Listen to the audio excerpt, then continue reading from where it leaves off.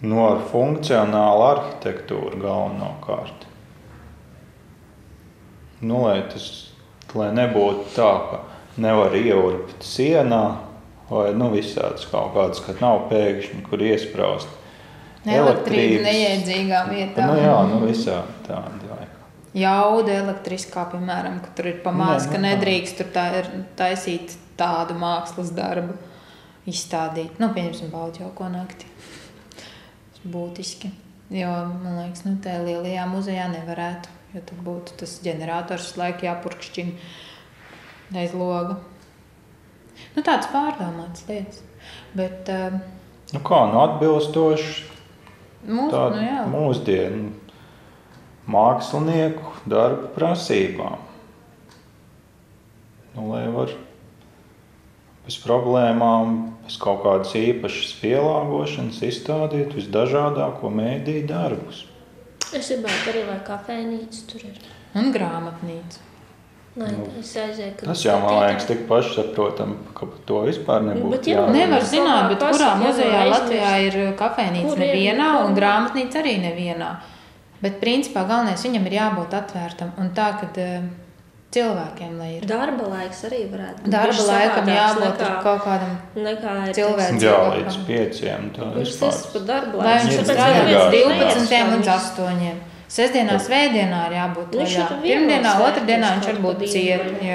Tāpēc, ka sestdienā, svētdienā tas ir nomācoši, ka tie cilvēki metās. Jo skaidrs, kad ir kaut kas jāpatērē, tad viņi metās patērēt tos lielveikals un paši jau neko nezinu, ko lai tur dara. Lielveikals ir līdz 11 vaļā, nevis līdz 5. Jā. Un tad tur varētu būt viss kaut kas tur runāšana un dziedāšana. Labi, var nedziedāt arī. Bet, latviešiem jau dažreiz ir tā, ka sanāk tad uzdzied. Kafejnīca. Kafejnīca, jā. Tur uzreiz pieejams droši vien videotēka, bet arhīvi. Kafejnīca ar atlaidēm. Jā, Kiesmā tā ir, skaidrs.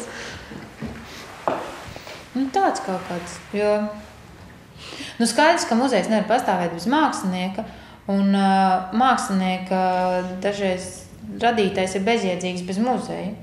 Un iespējams, ka būtu labi, ja starp muzeju un tā administrāciju un māksliniekiem izveidotos tāda līdzvērtīga kaut kāda komunikācija un tās, principā, kā tad, kad es dažreiz runāju jaunajiem kritiķiem, ka tiem kritiķiem tas mākslinieks ir drusku jāmēģina saprast un jāmīl, jo citādāk jau arī tiem kritiķiem turpmāk nebūs darbs.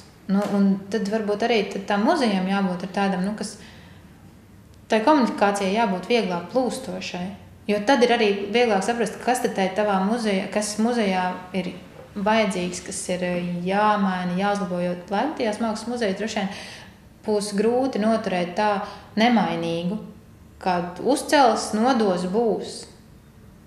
Iespējams, ka tā nē, viņam jābūt kaut kādam tādam melkojušam. Tas ir kā tāds, jo principā, es saku, tā līdzvērtīgā komunikācija. Un tas, kad nevis tā, mēs esam iegādājušies no jūs mākslas darbu, redz, cik mēs esam labi, bet tā nē. Tas tā cilvēcīgi. Vispār cilvēcīgums. Cilvēcīgums ir svarīgākais un cilvēku mīlestība.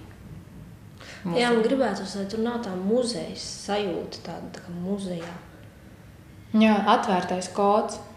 Tāds. Jo, protams, var jau, ja kādam tīri tā no tiem tuvākajiem ir kaut kā tas kiesma, viss tāds, varbūt tāpēc, ka tie somi kaut kā varbūt līdzīgāk. It kā tāds, ka tu vari noslēgties, ka tev vispār netraucē neviens tur uzraugs un ka tev neiedomājas, ka tu tur kaut ko plosīsies. Kad ir tā, viss ir tādā un viss tāds pieejams, un nevienā brīdī nav, ka tu justu bailes pietuvoties, pajautāt, kaut ko nesaprast, pieiet vēl tuvāk tam mākslas darbam, lai saprast līdz galam. Tur ir cilvēkam, nevis muzejs muzejam vai kaut kādam. Jo māksla jau cilvēkiem. Ka tas ir cilvēkam domāts.